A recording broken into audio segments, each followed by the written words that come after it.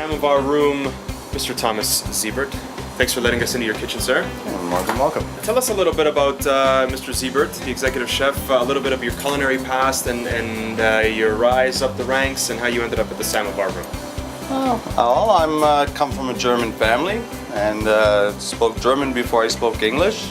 So we were into a lot of the European foods, and I was just basically raised with fine cuisine. My mother was a pastry chef in Germany, so it just lends a hand. I went to school at George Brown in 1980 and did some apprenticing for the CP hotels and worked a little bit with Michael Bonaccini and Mark Tuitt. So you got a lot of experience growing up, family-wise, and Family, you got some great experience growing up. A lot of years, 30 years. So what brought you to the Savomar room, per se? I've worked together with Ruben, the owner, quite a few places. We've opened everything from fine dining Italian to steak and seafood houses. We've done quite the gambit of venues. So you know what you're doing at all? Oh yeah, we're always experimenting. Usually it works. If it doesn't, then we try something else, you know? Yeah. You down a shot of vodka, you try something else. Hey, why not? It's okay. What do you got preparing for us today? Okay, I'm going to show you how we present our caviar. I'm going to show you some portobellos, baked portobello appetizer with goat cheese, which is very popular, and some calamari fried, which a lot of people say is the best in the city by far. This at the Savomar room? At the Savomar room. Let's do it. This caviar has to be ordered in advance, okay? And what I like to use is a Canadian sturgeon because I like to keep things local. I really support local and Canadian fisheries and produce as well. Fantastic. So here we have our Russian caviar. This is served with chopped up capers, egg whites, and egg yellows kept separately, some onions. We make our bellinis fresh. This is a bellini. It's like a miniature Russian pancake. Okay. So the idea is you just take your bellini, put a little bit of caviar, and whatever toppings you prefer. You don't use any metal when you're scooping it. So we use pearl spoons. I see. Okay. And the caviar should never touch metal. It oxidizes and it changes the flavor totally. So what's the kind of thing you got going for us, Thomas? I have a beautiful baked portobello topped with roasted peppers and goat cheese. So basically, all I'm doing is I clean the gills out of the portobello, which is the... Okay.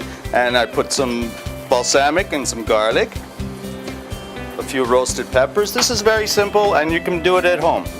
Okay, I take New Zealand calamari, U10 in size, very good. It's expensive, but it's the best calamari. Okay, so I marinated it in some lemon juice, which also helps tenderize it. And the most important thing is the flour I'm using is yellow corn flour. It gives it a sweet taste. People really love this calamari.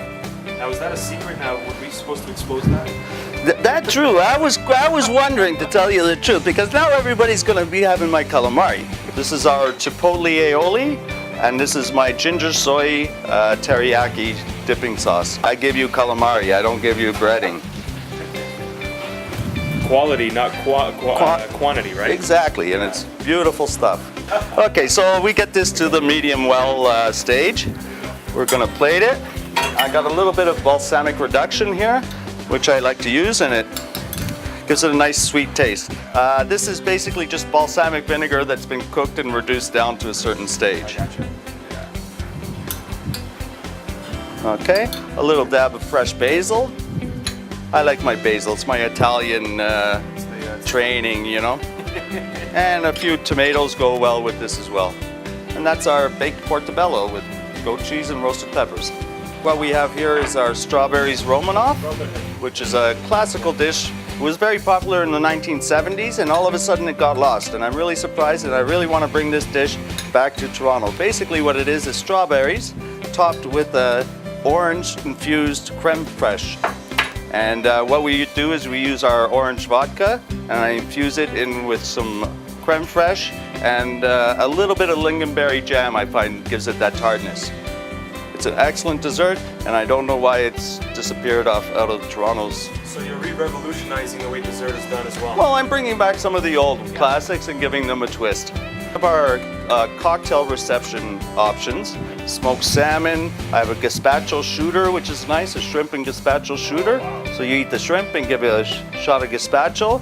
Thomas Siebert, executive chef at the Savomar Room. Fantastic creations, Russian inspired, but a French, Italian, name it, background. German. And you're in German, of course, as well. But you're all incorporating it into into beautiful dishes here at the Savomar Room for those that are lucky enough to sample your selections. Great. Thanks very much, Thomas. Thank you. All the best. See you soon. Let's dig in. Mangia.